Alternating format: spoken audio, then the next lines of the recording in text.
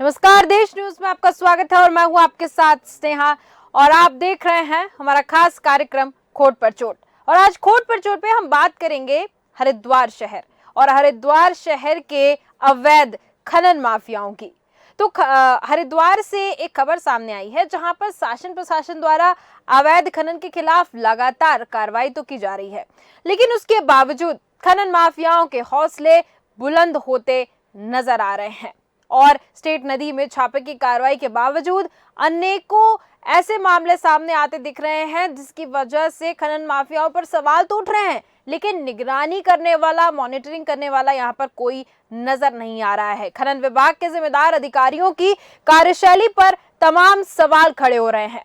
इस मामले में जनता में चर्चा है कि विभागीय अधिकारियों की मिली जानकारी से ये कार्य हो रहा है। और यहाँ पर देखने वाली बात यह है कि अधिकारी जब खनन माफियाओं के खिलाफ कोई एक्शन लेते नजर नहीं आ रहे हैं तो खनन माफियाओं के हौसले और बुलंद होते नजर आ रहे हैं और वहां के लोग खनन माफियाओं के खौफ से बोलने को भी तैयार नहीं है। और इसी पर आज हम चर्चा करेंगे, लेकिन सबसे पहले सुनते हैं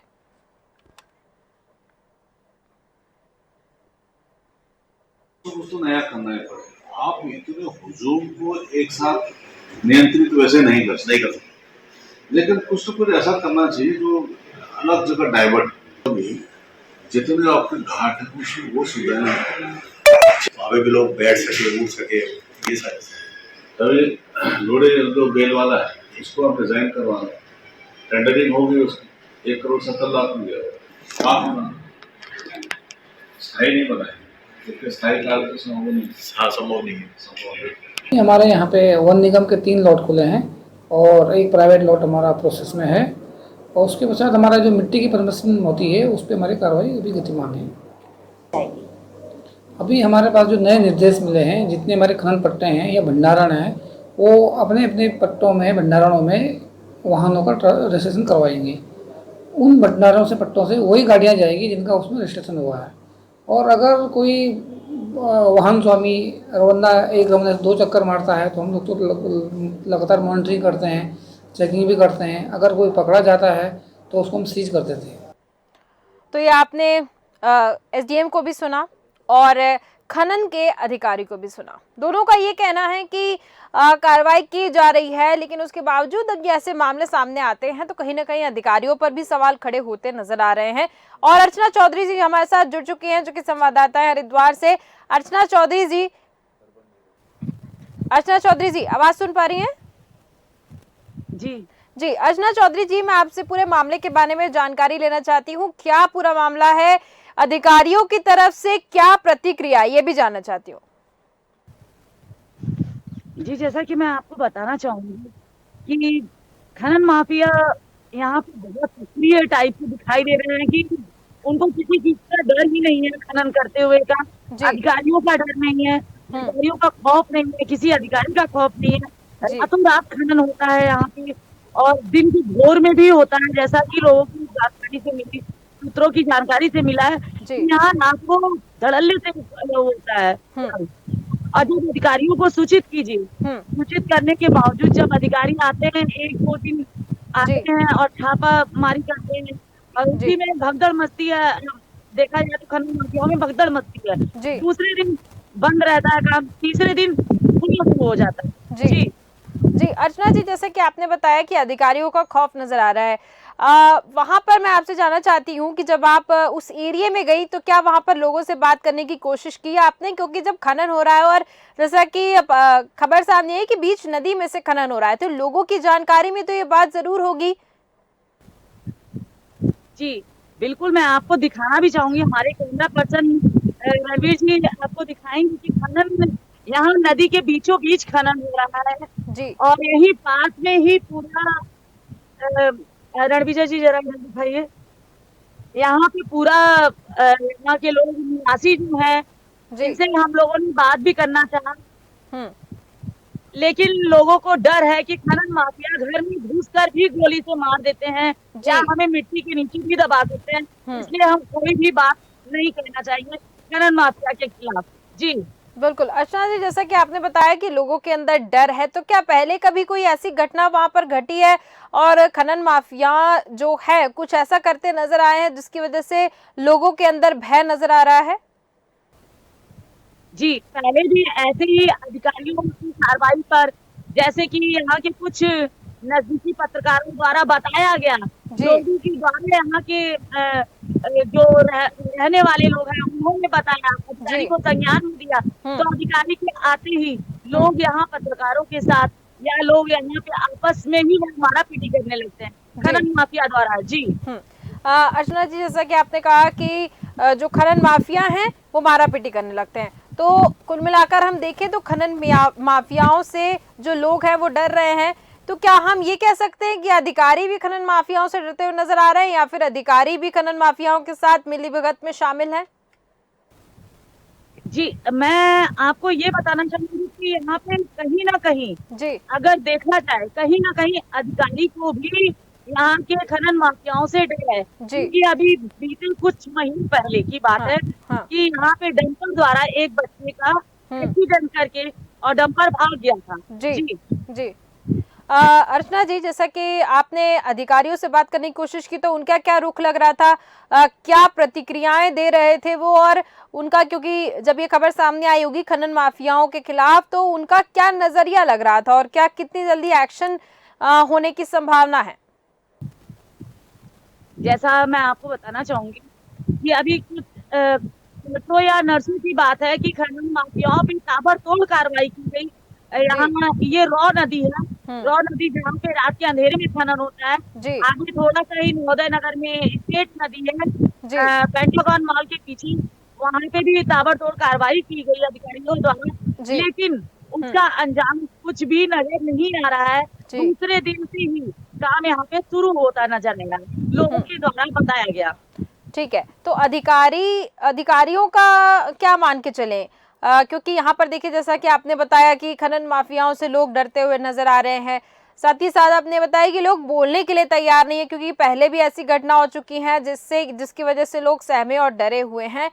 तो मैं आपसे जानना चाहती हूँ कि खनन माफिया जो हैं जब खनन के लिए आते हैं, जब उनकी गाड़ियां आती हैं और खनन करके वापस जाती हैं, तो क्या चेकिंग के दौरान भी ये पकड़ाए नहीं जाते हैं? कहीं ना कहीं सूत्रों की अगर हम माने, सूत्रों के हिसाब से देखें तो यहाँ पे एंट्री नाम की कोई चीज है जहाँ अधिकारियों की या शासन प्रशासन सबकी एंट्री होती है। हाँ। कुछ लगे सगे पत्रकारों की भी एंट्री की जाती है। जी।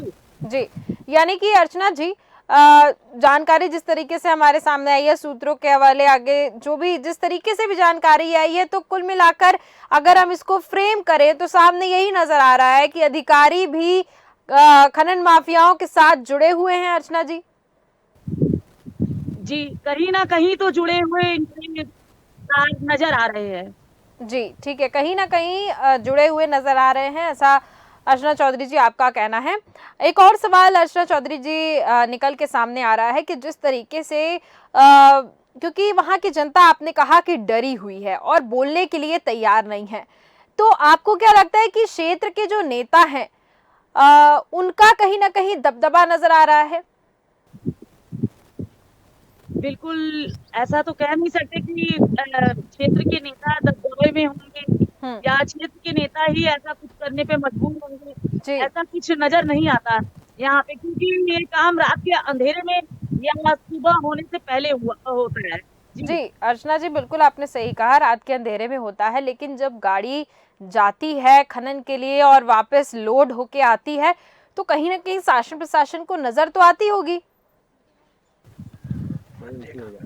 जी, कहाँ जाती है ये तो शासन और प्रशासन को ही पता होता होगा, क्योंकि वो संज्ञान नहीं दिया जाता, पता करने की कोशिश की जाती है, कहीं न कहीं अवैध तरीके से वहीं पे डाला जाता है, कहीं न कहीं किसी का भराव चल रहा होता है, जो यहाँ से अवैध खनन किया जाता है, बिल्कुल जो परमिशन नहीं होता, अगर परमिशन भी दी जाती है 2000 घन मीटर की होती है तो 6000 घन मीटर करके काट दिया जाता है, जैसा कि आपको सामने साक्षात नजर आ रहा है।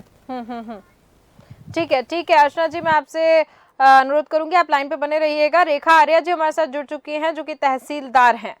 रेखा आर्या जी, आवाज सुन पा रही हैं आप मेरी? रेखा आर्य जी रिस्पांस नहीं कर रही हैं। आप देख सकती हैं अर्चना जी कि किस तरीके से अधिकारी जो है वो फोन काटते हुए नजर आ रहे हैं। तहसीलदार है वहां की, यानी कि उनको भी पता है कि कुछ ना कुछ उनके सिस्टम में गड़बड़ी जरूर सामने आई है और इसलिए वो लोग जवाब देने को तैयार नहीं है। अर्चना जी जी, अब हमें बताने का कुछ वही नहीं मिल रहा है, जी क्योंकि हमने जब जब खनन अधिकारी प्रदीप जी को अवगत कराया, प्रदीप जी कुमार को अवगत कराया, प्रदीप हाँ कुमार जी वहां पे तुरंत हाजिर हुए, चाहे वो रात का अंधेरा हो या जी चाहे वो दिन का उजाला हो। हम्म। उन्होंने संज्ञान लिया, लेकिन जी आगे अधिकारियों को क्यों नहीं बात पहुंच रही है, ये हम आपको बता नहीं सकते। जी हम्म। जी अर्चना जी, जैसा कि आपने बताया कि प्रदीप सिंह जो हैं खनन अधिकारी, उनको अवगत कराया तो वो आधी रात को भी सामने आए, लेकिन देखिए उनके सामने आने का कोई रिजल्ट सामने नहीं आया। वो जरूर आए लेकिन उनका रिजल्ट, या कह सकते हैं कि प्रदीप सिंह जी सिर्फ दिखाने के लिए लोगों को सामने आए हैं या फिर पत्रकारों को जवाब देने के लिए सिर्फ और सिर्फ सामने आए हैं और साइड में उनका जो खनन माफिया हैं उनके साथ अलग संबंध चल रहा है। हम अनुमान लगा सकते क्योंकि खनन की जो प्रक्रिया है जब तक खत्म नहीं होगी तो खनन अधिकारी की जिम्मेदारी बनती है कि वहां पर जो भी प्रक्रिया और इसको बंद कराए। जब वो बंद नहीं हो रही यानी कि उन्होंने कुछ एक्शन नहीं लिया है। अर्चना जी जी, जैसा कि अभी 2 दिन पहले की वाकया है कि रात के अंधेरे में पता करते ही पत्रकारों के संज्ञान देते ही वो तुरंत आए जी और छापेमारी किए, डंपर को पकड़ा, जी ट्रैक्टर को सीज किया। उन्होंने अपनी कार्रवाई तो पूरी तरह से की, लेकिन कहीं ना कहीं कुछ ना कुछ कमी रह गई कि जो दूसरे दिन से खनन दुरुस्त किया गया। जी बिल्कुल बिल्कुल। देखिए जैसा कि हमने तहसीलदार से बात करने की कोशिश की, अब तहसीलदार रेखा आर्य का फोन स्विच ऑफ बता रहा है। अब इससे हम क्या अनुमान लगा सकते हैं अर्चना जी कि साफ तौर पे जितने भी अधिकारी हैं जो जिम्मेदार पाए जाते हैं, ये खनन माफियाओं के खिलाफ जो जिम्मेदार पाए जाते हैं, जो रोक लगा सकते हैं खनन माफियाओं के ऊपर, वो बोलने को तैयार नहीं है। और जब वो बोलने को तैयार नहीं है तो आप समझ सकती हैं कि किस तरीके से वो भी इन्वॉल्व हैं। या तो उनको किसी का प्रेशर है, राजनीतिक प्रेशर हम माने, या तो फिर वो खुद उस प्रक्रिया में शामिल हैं। ये 2 वजह हो सकती हैं जिनकी वजह से वो सामने आकर और बोलने को तैयार नहीं है। जी बिल्कुल, ऐसा मान सकते हैं कि कहीं ना कहीं उच्च अधिकारी का या किसी न किसी की मिली भगत से ये कार्य हो रहा है। जी ठीक है ठीक है ठीक है। हमारे साथ प्रदीप सिंह जी जुड़ चुके हैं जो कि खनन अधिकारी हैं। प्रदीप सिंह जी, बहुत बहुत स्वागत है आपका देश न्यूज पर। जी प्रदीप सिंह जी, लगातार खनन माफियाओं की हमारे सामने खबरें आ रही हैं, उनके हौसले और बुलंद होते नजर आ रहे हैं, उन पर कोई रोक टोक नहीं है? मैम, हमारे द्वारा लगातार कार्रवाई की जा रही है और हम नाइट में भी कार्रवाई करते हैं, दिन में भी कार्रवाई करते हैं। जी, तो खबरें तो सामने आई हैं, उसमें रात में खनन होता दिख रहा है और हमारे पास कुछ कुछ तस्वीरें हैं जिसमें दिन में भी खनन होता दिख रहा है। मैम, जहाँ तक हमको जानकारी मिलती है वहाँ तक हम कार्रवाई करते हैं। जी, तो जानकारी में आपकी ये नहीं है मतलब? जी, मेरा मतलब है कि कहीं भी खनन हो रहा है, क्या उसका आप निरीक्षण कर रहे हैं? जी मैम, निरीक्षण करते हैं, लगातार करते हैं और हमें कोई मौके पे मिलता है तो उस पर हम कार्रवाई भी करते हैं। क्या कार्रवाई रही आपकी अभी तक? मैम, जितने भी हमको अगर कोई गाड़ियाँ मिलती इलीगल करती है उनको सीज कर देते हैं, जुर्माना लगा देते हैं, और कहीं अगर कोई इलीगल खुदाई करता है उसे भी जुर्माना लगा देते हैं। हमारे तो लगातार कार्रवाई हो रही है। लगातार कार्रवाई हो रही है ऐसा आप कह रहे हैं, लेकिन हमारे सामने फिर से खबर सामने आई है जहां पर अवैध खनन हो रहा है, नदी के बीच में खनन हो रहा है। और क्योंकि वहां का लोग, सबसे बड़ी बात, अच्छा ठीक है प्रदीप सिंह जी, मैं आपसे जानना चाहती हूँ, क्या खनन माफियाओं से आम लोगों में इतना खौफ क्यों दिख रहा है? नहीं, ये तो मेरे जानकारी में नहीं है, बट जो हमें भी जो भी सुनना मिलता, अगर इस लोकेशन जहाँ की आप बात कर रहे हैं जी, अगर कोई ऐसी कोई लोकेशन है जो हमारे संज्ञान में नहीं तो हमें भी सूचना मिल जाए, आपके लोकल जो पत्रकार लोग हमें बता देंगे तो हम कार्रवाई करेंगे। ठीक है ठीक है। प्रदीप जी, आप लाइन पे बने रहिएगा, हमारे साथ अर्चना जी। अर्चना जी, आवाज सुन पा रही हैं आप मेरी? अर्चना जी, मैं आपसे जानना चाहूंगी, प्रदीप जी को थोड़ा सा बताइए, डिटेल में बताइए कि कहाँ पर खनन हो रहा है। ये रॉ नदी है।